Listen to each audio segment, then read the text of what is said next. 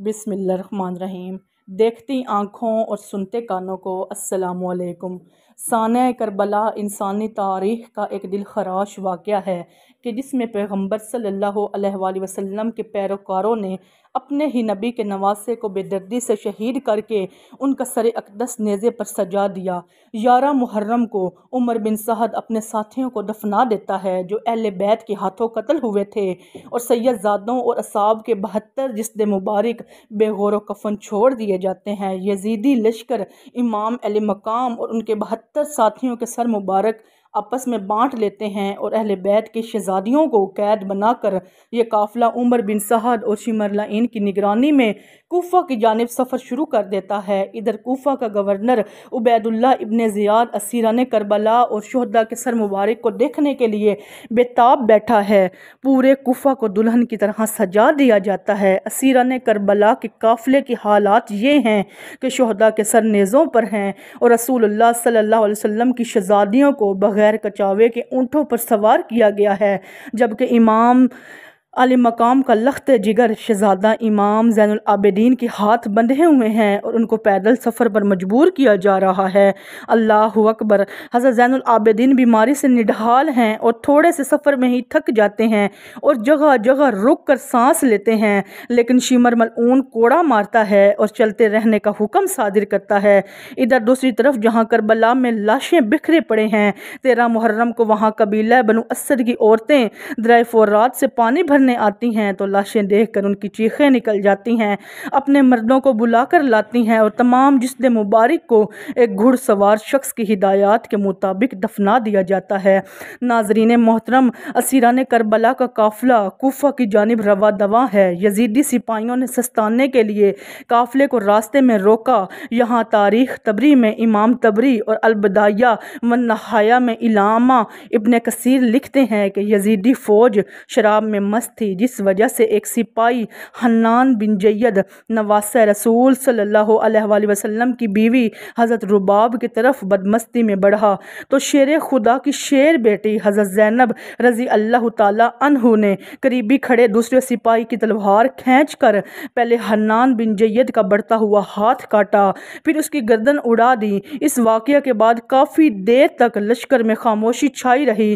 फिर हज़रत ज़ैनब ने वहाँ पर अहले बैत की अज़मत के बारे में खुतबा इरशाद फरमाया। नाजरीन मोहतरम, इमाम तबरी रवायत करते हैं कि इब्ने साद ने खौली के हाथ इमाम अली मकाम का सर मुबारक इब्ने ज़ियाद के दरबार भेजा। खौली जब कूफा पहुंचा तो रात का वक्त था, इसलिए वह सर मुबारक को अपने घर ले गया और एक बर्तन में ढांप दिया। सर मुबारक को देखकर उसकी बीवी नवार सख्त नाराज़ हुई कि ये तुमने क्या जुल्म कर दिया है। वो बयान करती है कि खुदा की कसम, मैंने देखा कि एक नूर बराबर आसमान से इस बर्तन तक सतून की मानिद चमक रहा है और मैंने सफ़ेद परिंदे देखे जो बर्तन के इर्द गिर्द मंडला रहे हैं। चुनाचा 12 मुहर्रम को असीरान करबला और नवासे रसूल के सर मुबारक को इब्ने ज़ियाद के दरबार में पेश किया गया। शेर खुदा की शेर बेटी हज़रत ज़ैनब और इब्ने ज़ियाद के दरमियान सख्त गुफ्तगू हुई। कूफा का दरिंदा सिफ्त खून ख्वार हाकिम उबैदुल्लाह इब्ने ज़ियाद, जिसकी तलवार से खून टपक रहा था, जो फिर जिंदे रसूल इमाम हुसैन और उनके अवानो इंसार का खून बहाकर मस्त मगरूर और कामयाबी के नशे में बिल्कुल चूर है, उसके मुकाबले में हज़रत इमाम ज़ैनुल आबिदीन ऐसा बेबाक और सख्त लबो लहजा इख्तियार करते हैं कि इब्ने ज़ियाद आपके कत्ल का हुक्म जारी कर देता है।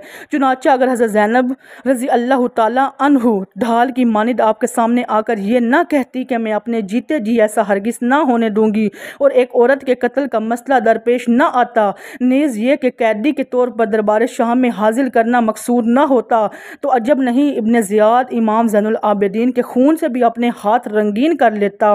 नाजरीन मोहतरम, इब्ने ज़ियाद ने शुहदा के सरों और करबला के इस कैद काफ़िले को शिमरलाइन और तारिक की क़ियादत में यजीद के दरबार शाम की तरफ रवाना कर दिया। जब काफ़िला कूफा से शाम की तरफ रवाना हुआ तो अहले बैत से ऐसे ही सलूक किया गया जिस तरह जंग में जीते हुए कैदियों से किया जाता है। अल्लाहु अकबर। नाजरीन मोहतरम, कैसे बदबख्त होंगे उन शहरों شہروں کے لوگ جہاں سے قافلہ گزرا لیکن وہ صرف خاموش تماشائی بنے رہے۔ امام زین العابدین سے منسوب روایات میں ابن زیاد شمر و تاریخ کا قیدیوں سے برتاؤ منقول ہوا ہے۔ حضرت امام حسین کے شہزادے کو ایک لاغر نحیف اونٹ پر اس حالت میں سوار کیا گیا کہ امام حسین کا سر نیزے پر، قیدی عورتیں ان کے پیچھے اور نیزہ بردار ان کے اطراف میں موجود تھے۔ اگر امام کی آنکھ سے آنسو جاری ہوتا تو وہ ان کے سر پر نیزے مارتے۔ یہاں تک اسی حالت میں وہ شام میں داخل ہوئے۔ شام کے شہر حلب میں مقام مشعر النقطہ کے گرجا گھر کے قریب قافلہ رکا تو جب راہب نے دیکھا کہ قافلے کے ساتھ ایک شہید کا سر موجود ہے جس میں سے تازہ خون بہہ رہا ہے تو اس نے قافلے سے پوچھا کہ آپ کون ہیں اور یہ سر مبارک کس کا ہے؟ یزیدی فوج نے کہا یہ فوج یزید کی ہے اور یہ سر حسین ابن علی کا ہے۔ راہب کہنے لگا کہ سیدھی طرح کہو کہ یہ سر تمہارے نبی کے نواسے کا ہے۔ یہ جواب سن کر سب خاموش ہو گئے۔ جب راہب نے دیکھا کہ یہ کسی معمولی انسان کا سر نہیں ہے تو اس نے شمر اور تاریخ کو بیش بہا قیمتی تحائف اور سونے کے سکے دے کر کہا آج رات یہیں رک جاؤ اور ایک رات کے لیے یہ سر مجھے دے دو۔ لالچی سپاہی فوراً تیار ہو گئے۔ راہب ساری رات سر مبارک کی کرامات دیکھتا رہا اور صبح کلمہ پڑھ کر مسلمان ہو گیا۔ ناظرین محترم، روایات کے مطابق ظلم و جبر سہتے یہ اہل بیت و اطہار کا قافلہ پہلی سفر کو شام میں داخل ہوا۔ یزید کے حکم کے مطابق شہر کو ایسے ہی سجایا گیا جیسے کسی جیتی ہوئی فوج کے کمانڈر کے استقبال کے لیے سجایا جاتا ہے۔ شہر میں داخل ہونے کے بعد اسیران کربلا کو جامع مسجد کے چبوترے پر بٹھایا گیا۔ یزید کے حکم کے مطابق محل کو سجایا گیا اور تمام بزرگان شام کو محفل میں مدعو کیا گیا۔ پھر حکم ہوا کہ اب اسیران کربلا کو حاضر کیا جائے۔ ایک سونے کے دشت میں حضرت امام حسین کے سر مبارک کو یزید کے سامنے پیش کیا گیا۔ ناظرین محترم، یزید نے اپنے ہاتھ میں موجود چھڑی کے ساتھ نواسہ رسول کے ہونٹوں اور دانتوں کی بے حرمتی کی۔ دربار میں موجود مروان بن حاکم کے بھائی یحییٰ بن حاکم اور صحابی رسول ابو برزہ اسلمی نے جب یزید کی ان حرکتوں پر اعتراض کیا تو یزید نے ان دونوں کو ذلیل و خوار کر کے اپنے دربار سے نکال دیا۔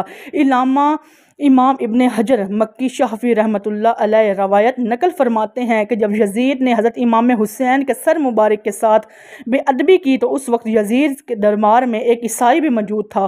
اس نے بہت متعجب ہو کر کہا کہ ہمارے یہاں ایک جزیرے کے گرجا میں حضرت عیسیٰ علیہ السلام کے گدھے کا کھر کا نشان ابھی تک محفوظ ہے۔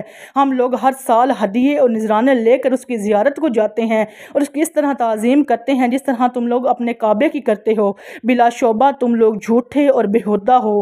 اسی طرح اس وقت ایک ذی یہودی بھی موجود تھا۔